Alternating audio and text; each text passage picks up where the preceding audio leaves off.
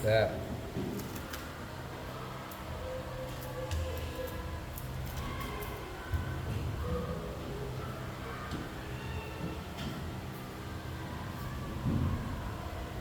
Baik, assalamualaikum warahmatullahi wabarakatuh. Waalaikumsalam warahmatullahi wabarakatuh. Selamat pagi anak-anak semuanya. Selalu semangat pagi. Masya Allah. Bagaimana kabarnya hari ini? Alhamdulillah luar biasa. Allahu Akbar. Tetap semangat. Masya Allah, alhamdulillah anak semua masih dalam keadaan sehat walafiat dan masih dengan semangat yang masih tetap saat ini ya. Alhamdulillah. Baik, sebelumnya saya ingin mengecek kehadiran anak-anak terlebih dahulu ya. Hari ini tidak ada siapa saja. Tadi berangkat dari pulang. Oh, mati ya. Mati, kemudian sudah ya? Sudah. Baik.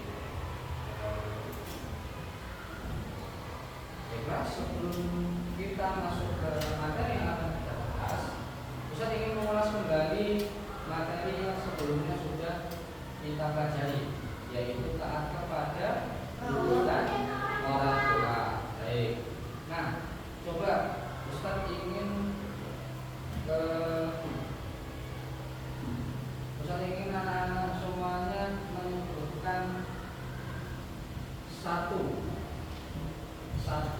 contoh taat kepada guru dan orang tua. Oke, silakan.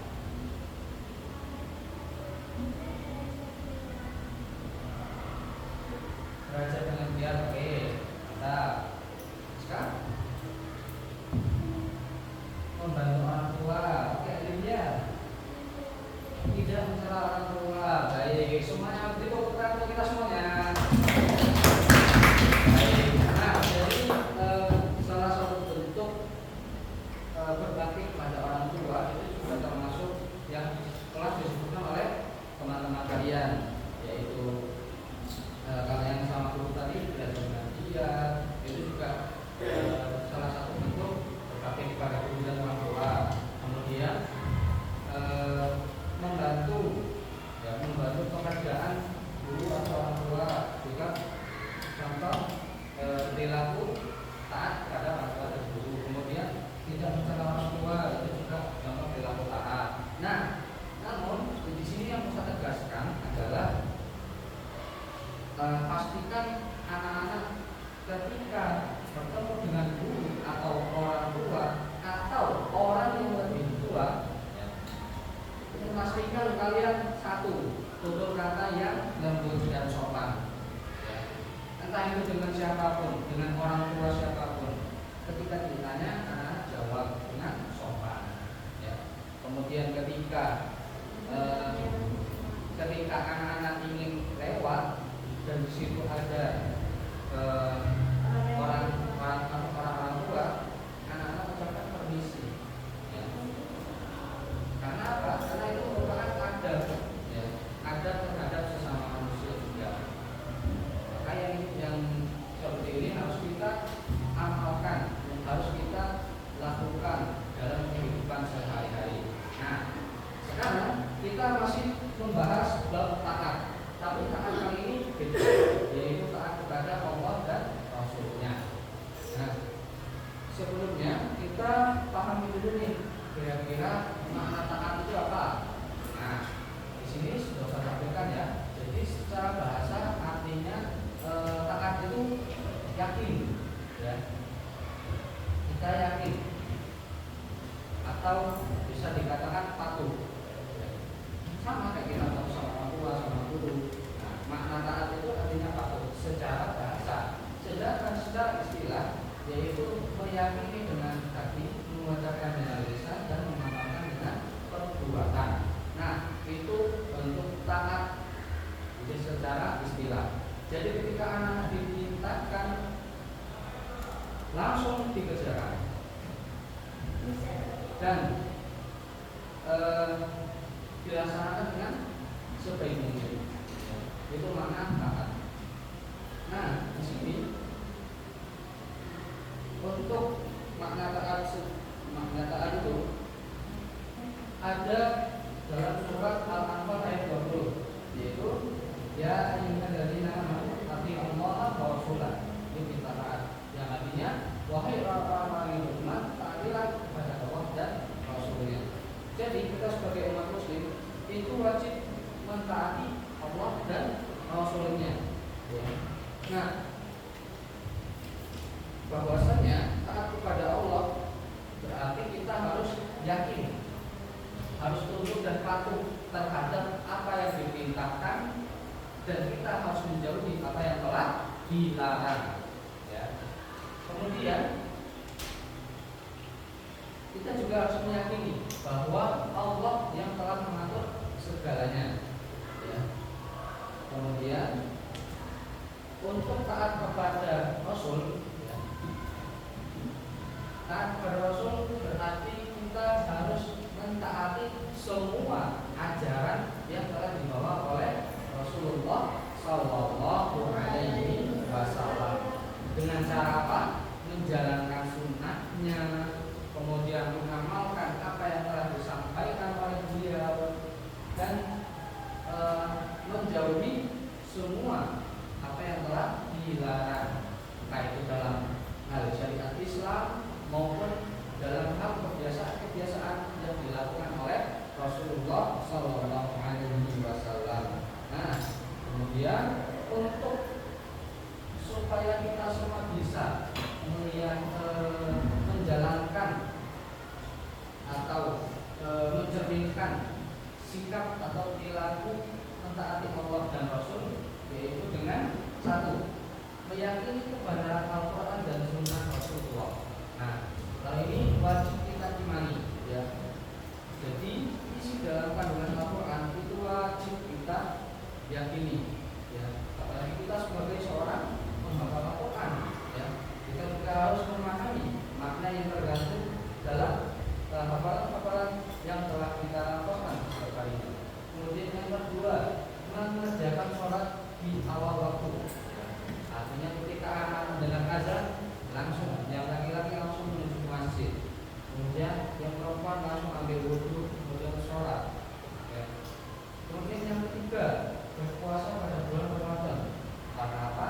Karena berpuasa pada bulan Ramadan ini merupakan syariat yang diturunkan untuk kita sebagai umat muslim, ya. Karena di zaman Nabi sebelum Nabi Muhammad itu para umat-umat terdahulu itu belum mengenal apa itu puasa. Ya. Mungkin yang pertama kali mengenal puasa itu mungkin ada di zaman Nabi Daud. Mungkin anak-anak pernah mendengar istilah puasa Daud. Sehari puasa, sehari tidak. Pernah mendengar? Pernah. Baik. Nah, itu dalam istilah puasa Daud. Tapi puasa Ramadan ini adalah puasa yang dikhususkan oleh kita umat Nabi Muhammad Sallallahu Alaihi Wasallam, yang dimana waktu puasanya itu adalah 30 hari. Kemudian yang terakhir itu bersedekah kepada fakir miskin. Ya, jadi keempat ini, ya, adalah sikap atau perilaku anak-anak sudah mentaati Allah dan Rasulnya. Ya. Sebenarnya keempat ini itu bisa mudah kita jalankan, tapi terkadang kita sebagai manusia itu masih terlena dengan godaan setan.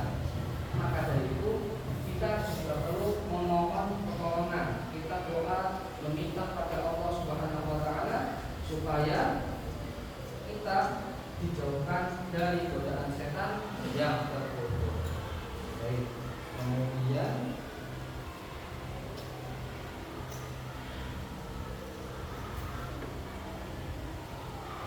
adapun manfaat taat kepada Allah,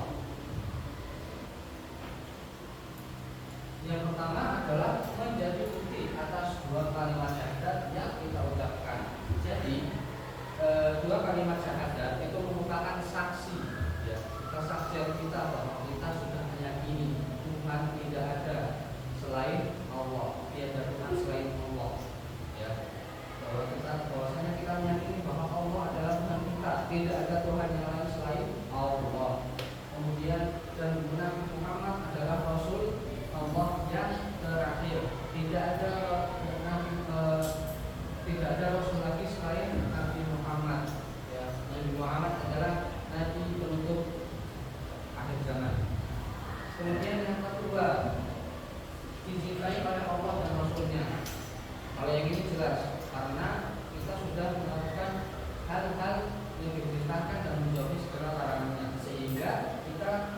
dicintai oleh Allah dan Rasulnya.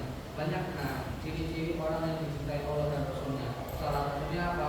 Ketika diberi ujian atau ketika ditimpa musibah, dia tetap tegar, dia tetap tabah, dan bisa menghadapi segala macam bentuk ujian itu dengan baik, dengan mudah.